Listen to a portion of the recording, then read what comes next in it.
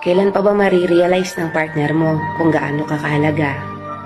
Baka ma-realize lang ng tao ang halaga mo kung hindi ka na maghahabol sa kanya. Kung hindi mo na siya bibigyan ng tamang atensyon, oras, at hindi mo na iiyakan. Minsan, kailangan mong kumilos na parang wala kang pakialam. Iniisip kasi niya na hindi ka mapapagod dahil mahal na mahal mo siya. Totoo, pag mahal mo, hindi ka napapagod doon. Pero yung sakit na ipinaparamdam nila sa atin ang nagpapahina sa atin. Kung sino man ang nakakapanood nito, alam mo sa sarili mo kung gaano ka karapat-dapat. Kaya itigil mo na ang pagtutok sa taong hindi karapat-dapat sa iyo. Kung talagang mahal ka, hindi mo kailangang makiusap para sa kanilang oras. Kasi kung talagang gusto ka nila, buong puso nilang ibibigay.